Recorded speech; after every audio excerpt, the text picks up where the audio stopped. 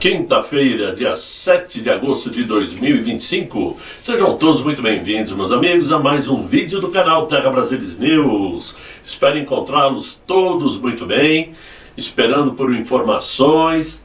Assim como eu sei que vocês ficam o dia inteiro procurando notícias no celular, nos computadores e esperando por uma notícia mágica que nos faça sorrir novamente.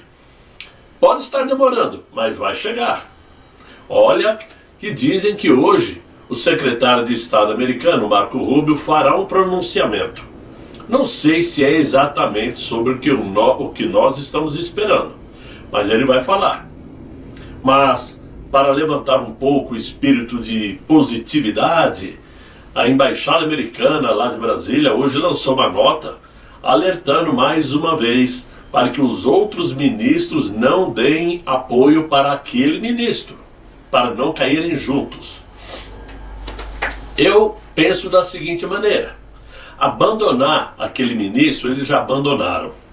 Só não admitem publicamente para não queimar ainda mais a imagem do Supremo Tribunal. E a prova disto é que o tal Barroso anda conversando aí a todo momento sobre a possibilidade de abandonar o Supremo. Ele já vasculhou, já conversou com o Inácio sobre a possibilidade de ganhar alguma embaixada para ele lá nas Europa, né? Mas parece que a coisa não está caminhando tão bem assim não. Mas vamos aguardar, porque vem coisa por aí. Agora, eu queria lembrar a vocês uma coisinha.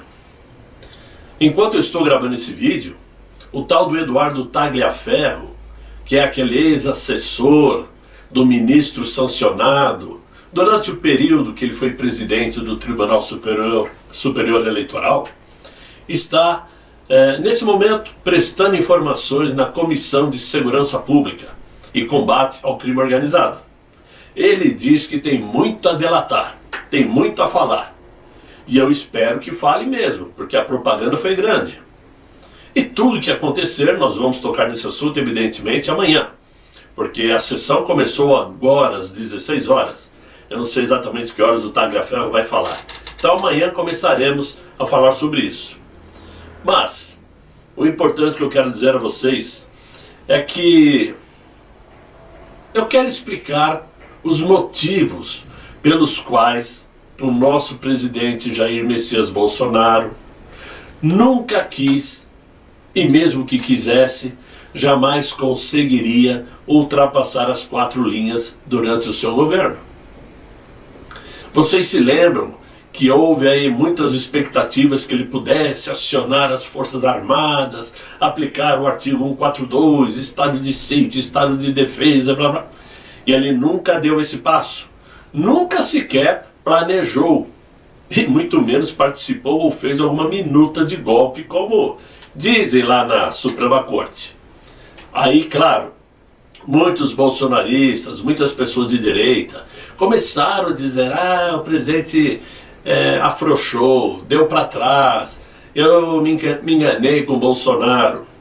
Eu acho que com todas as revelações trazidas a todos nós no dia de ontem, com a explanação do Mike Pence, eu acho que agora podemos entender finalmente o porquê o nosso presidente não acionou seus comandantes.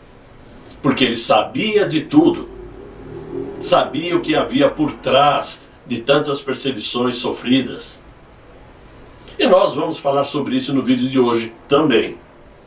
Mas quero começar falando de tudo o que aconteceu lá no Congresso Nacional no dia de ontem, principalmente à noite, quando os parlamentares da oposição ocuparam fisicamente as mesas diretoras, tanto da Câmara dos Deputados como do Senado, numa forma de protesto contra a decisão daquele ministro em colocar Jair Bolsonaro em prisão domiciliar. Muito bem.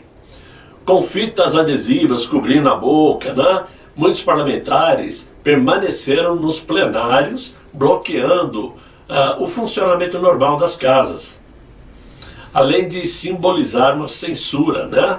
E, claro, impedindo a realização da sessão de reabertura no Congresso Nacional. O ambiente ficou quente, virou um bafafá, uma bagunça, um disque-disque, né? Ficou um ambiente tóxico.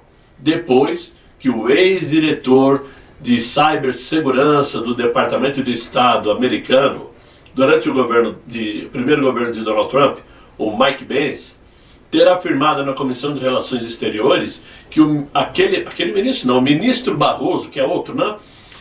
Que então era o presidente do TSE, ele manteve contato direto com a USAID para alinhar ações contra o presidente Jair Messias Bolsonaro durante o pleito de 2022. O que de fato, por si só, já é um escândalo sem precedentes na relação Brasil-Estados Unidos. Durante a madrugada de obstrução, o covarde Hugo Motta articulou junto ao Senado, ou se articulou com Davi Alcolumbre, e convocou líderes partidários para uma reunião de emergência visando destravar os trabalhos legislativos. Depois de muito bate-boca, empurra-empurra, xingamentos, o Hugo Motta prometeu que na semana que vem vai pautar o projeto de anistia e o fim do foro privilegiado. Mas, já sabendo de antemão que mesmo que aprovada na Câmara dos Deputados, os projetos não passarão no Senado Federal, já que o Davi Alcolumbre, outro covarde, já garantiu inclusive que não pautará qualquer processo de impeachment contra qualquer ministro do Supremo, e que a próxima sessão do Senado será de forma virtual, a fim de impedir novos bloqueios da mesa pelos oposicionistas. É covarde, para não dizer que é sem vergonha. Não possui o mínimo necessário para ser chamado de homem. Não possui. Agora, para nossa infelicidade, os parlamentares oposicionistas acreditaram nas palavras dos dois covardes, tanto do Hugo como do Davi, né? E cederam, abandonando o bloqueio dos trabalhos. Hoje, claro, passada a bagunça, veio as respostas dos verdadeiros traidores e covardes do Brasil. Hugo Motta negou hoje que tenha negociado contrapartidas envolvendo a pauta da casa. Ele não combinou nada com integrantes da oposição para que desocupassem o plenário. Olha só que covardia. Além disso, ainda disse que a presidência é inegociável e sinalizou que deve tomar providências até o fim do dia contra parlamentares que obstruíram os trabalhos. Vejam só. Já o Davi Alcolumbre disse hoje que seu foco nesse momento é votar pautas que façam a diferença na vida dos brasileiros, e descartou que vá pautar o impeachment de qualquer ministro. Quais são as pautas que fazem diferença na vida do brasileiro? Me aponte um, Davi Alcolumbre. Não tem nenhum na sua mesa para ser pautado. Nada que ajude a população. Hoje foi votado então, foi aprovado a isenção de imposto de renda para quem ganha até 2 salários mínimos. Oh, meu Deus, que coisa maravilhosa para o Brasil. Minha mãe do céu, vai mudar a vida de qualquer pessoa simples. Qualquer pessoa pobre, vai mudar a vida deles agora, hein? Não vai pagar imposto de renda. Claro que não vai, não tem condições de pagar imposto de renda, como que vai pagar? Então, isto mostra, como eu tenho dito e às vezes as pessoas comentam me criticando, mas isso mostra como a nossa oposição não sabe articular de maneira correta os trabalhos que nos convêm. E quando eles têm alguma possibilidade de bater o pé, como foi no dia de ontem, acabam cedendo às pressões com medo de serem punidos de alguma forma. Ontem à noite mesmo, Hugo Motta ameaçou os parlamentares que estavam travando a abertura dos serviços de suspensão de seus mandatos por 6 meses, sem salário. Agora, para não dizer que estou exagerando e para reforçar o que estou dizendo, acabou ficando mais humilhante ainda para a oposição quando o deputado Sóstenes Cavalcante, que briga, que batalha, que corre atrás, mas ele pediu perdão ao Hugo Motta. Hoje, conforme está aí no site da CNN e do Poder 360. Ele disse o seguinte: quero agradecer a Vossa Excelência, que inclusive comigo foi muito paciente. Eu não gosto de fazer coisas, apesar de que não fiz isso em público, não expus publicamente. Mas ontem, com o acirrar dos ânimos, eu confesso que não fui correto com Vossa Senhoria e te peço perdão. Não fui correto no privado, mas faço questão de pedir perdão em público. Nós não estávamos emocionalmente estruturados para aquilo, afirmou Sóstenes durante a sessão plenária. Putz, como a gente falava lá atrás, falar o que depois desta? Pedir desculpas para um traidor, para um presidente da Câmara covarde. Então, tem momentos que a impressão que fica é que temos que jogar a toalha, porque não vale mais a pena lutar, não vale a pena insistir. Agora, o que realmente sacudiu o ambiente no dia de ontem lá em Brasília, e que acabou causando toda essa confusão no Congresso, inclusive, foi a informação prestada pelo Mike Benz, dizendo que Luiz Barroso, o ministro, não agiu como juiz imparcial durante o governo de Jair Bolsonaro, mas como um articulador político de bastidores, alinhado aos interesses da gestão de Joe Biden.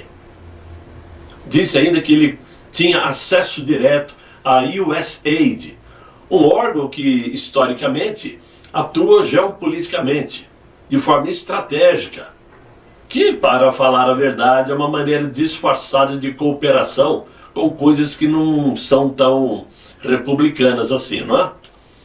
Mas Barroso atuava diretamente com interlocutores da USAID para estruturar ações contra a reeleição de Jair Bolsonaro, com foco em narrativas, controle de informação, censura também, informou Mike Benz. A imprensa brasileira, em sua grande maioria, estavam alinhados editorialmente ao discurso anti-Bolsonaro e teriam operado com apoio financeiro e institucional para suprimir conteúdos, manipular algoritmos, influenciar a percepção pública durante a campanha eleitoral, fazendo críticas constantes contra o então presidente Jair Bolsonaro, né, em prol de milhares de dólares. Foi uma operação de influência estrangeira travestida de defesa democrática, declarou Mike Benz. A estrutura foi montada para parecer legítima, mas o objetivo real era manipular o cenário político brasileiro. Claro que se trata de uma violação gravíssima à soberania nacional. E além disso, claro, se levanta a dúvida. Se Barroso falava com a USAID, né? Se ele conversava com eles o tempo todo, quem mais sabia disto? Quem mais se beneficiou disto? Ele disse que durante os anos de 2021 e 2022, Barroso viajou o mundo promovendo aí a narrativa de que a democracia brasileira estava sob ameaça, acusando Jair Bolsonaro e seus apoiadores de promoverem desinformação e ataques institucionais. Mas agora, segundo Mike Benz, era ele quem articulava com potências estrangeiras para controlar a narrativa, filtrar informações nas redes sociais e influenciar os meios de comunicação no Brasil. Mike Benz disse ainda que Barroso pagou 9 milhões de reais para cada líder e vice-líder partidário, para que eles trocassem os deputados que iriam fazer aquela votação a favor do voto impresso, por políticos que eram contrários à pauta. Por isso ele esteve lá no Congresso, foi naquele dia que ele saiu conversando com algumas pessoas e disse para todo mundo ouvir que eleição não se ganha, eleição se toma. É muito grave.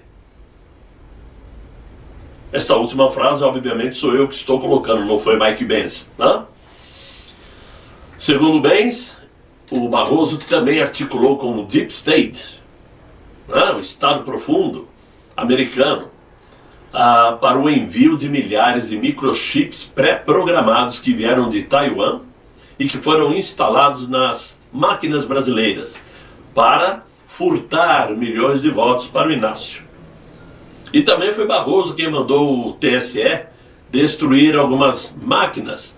No ano passado, ou ano retrasado, já não lembro, foram mais de 200 mil máquinas eletrônicas para se livrar, possivelmente, de provas do crime. O Brasil claramente foi alvo de uma interferência internacional sistemática, estratégica e silenciosa, com a colaboração de setores internos do judiciário. Por isso essa denúncia do Mike Pence fortalece aí o sentimento de que o judiciário brasileiro não apenas ultrapassou os limites constitucionais, como pode ter se tornado instrumento de interesses externos, comprometendo toda a legitimidade do processo democrático. Já o governo do Inácio acabou dando um passo um pouco mais ousado para aprofundar a estratégia brasileira com a chinesa, com a China comunista, e anunciou o envio de adidos ou especialistas da Receita Federal, da Polícia Federal, de oficiais generais do Exército e da Marinha para missões em Pequim. Olha só, a medida marca aí uma aproximação que ultrapassa a diplomacia tradicional e desperta reações em setores que enxergam aí um risco de alinhamento ideológico com a China. Com a desculpa de que o ato faz parte da construção de um futuro compartilhado por um mundo mais justo e um planeta mais sustentável, o Inácio está, na verdade, endossando os manuais diplomáticos do Partido Comunista, da China, claro. E por isso o movimento é alvo de duras críticas por parte de analistas e opositores do governo, que enxergam um preocupante afastamento do Brasil das democracias ocidentais e um flerte aberto com regimes autoritários. É por isso que eu tenho dito que, a meu ver, tudo que está acontecendo com relação aos Estados Unidos é de forma proposital por parte do Inácio, que hoje disse que jamais seria humilhado telefonando para Donald Trump. E essa informação já chegou aos ouvidos de Donald Trump. A imprensa internacional, lá nos Estados Unidos, melhor dizendo, já colocou no ar. A Fox News, inclusive, relatou essa frase do Inácio, que não telefonaria para Donald Trump para não ser humilhado. E a Fox News, inclusive, disse que, há uma semana atrás, Donald Trump avisou que o Inácio poderia ligar para ele tranquilamente, que seria atendido. Então, ao meu ver, o Inácio está provocando um rompimento diplomático com os Estados Unidos e se alinhando de uma vez por todas com a China. Desde que o Inácio reassumiu a presidência, observa-se aí um claro movimento de distanciamento dos Estados Unidos e também da União Europeia, e uma aproximação cada vez maior com China, Rússia, Irã, Venezuela e outros países do BRICS. Hoje o presidente da Índia estava com o Luiz Inácio, né? O Narendra, não lembro o resto. Muito bem. Analistas e críticos estão argumentando que se trata aí de um reposicionamento ideológico do Brasil, que privilegia relações com regimes de partido único e baixa transparência institucional, que é uma forma de se perpetuar no poder, entrar no governo e não abandonar mais a cadeira. Fontes diplomáticas de Washington avaliam que o Brasil caminha para perder credibilidade como um interlocutor democrático confiável, o que implicaria em consequências comerciais, diplomáticas e financeiras. Esse envio de adidos, militares e agentes públicos brasileiros para a China podem parecer à primeira vista um gesto técnico e rotineiro, mas seu simbolismo sugere muito mais que isto. Os primeiros passos já foram dados há muito mais tempo, diga-se de passagem, e referendado por quem deveria defender nossa soberania democrática. O que vemos hoje não é um Brasil em crise institucional, mas sim um país flertando com o autoritarismo, né? E o recado foi dado dentro do próprio Supremo Tribunal Federal, quando 2 de seus ministros decidiram usar o plenário do tribunal para confessarem uma admiração ao sistema chinês. Foi o Luiz Roberto Barroso e o Gilmar Mendes. O mesmo sistema que persegue cristãos, censura os jornalistas da oposição, executa dissidentes políticos e vigia seus cidadãos com inteligência artificial em tempo real, foi elogiado publicamente por quem deveria defender nossa Carta Magna e que deveriam proteger a liberdade, a democracia e os direitos humanos, e não endeusar um regime de controle absoluto, repressão institucionalizada.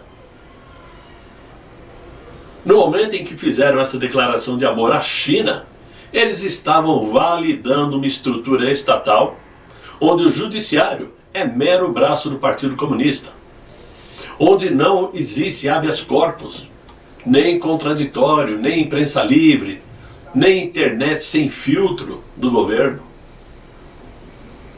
Mas não se enganem, pois o elogio não foi gratuito. O elogio dos 2 ministros foi cifrada, pois no momento em que o Supremo está na mira do país mais poderoso do mundo, sofrendo sanções da Lei Magnitsky, os ministros resolveram escancarar aquilo que muitos já suspeitavam e não acreditavam, né? Que a democracia liberal ocidental está em risco. Admirar o sistema chinês é, na prática, declarar simpatia por um modelo onde o povo não vota. Os juízes obedecem às ordens políticas e onde a liberdade é concessão do Estado e não direito natural. Por esse motivo, os parlamentares, então, são silenciados, como foram ontem à noite e hoje. A imprensa independente sofre retaliação, perseguição, enquanto o judiciário acumula aí funções de delegado, promotor, juiz, censor e até legislador, como se fosse um partido único, inquestionável e infalível. Portanto, o que vimos ontem no Congresso Nacional, por exemplo, não foi apenas um teste para uma insurreição parlamentar, mas foi sim a prova clara de que os próprios presidentes do Legislativo já estão cooptados por suas próprias culpas. Os 2 têm aí rabo preso, como a gente costuma dizer de forma mais popular, né? E estão nas mãos de um sistema travestido de togas e que segue perfeitamente os manuais mais antigos de como operar o comunismo num país. Não por acaso, a estrutura de censura montada no Brasil nos últimos anos, com bloqueios, derrubadas de contas e investigações secretas, além de decisões monocráticas, se assemelha e muito a práticas do regime chinês. O elogio de Barroso e de Gilmar não foi simbólico, mas foi uma confissão de afinidade doutrinária. Os Estados Unidos já demonstraram incômodo, né?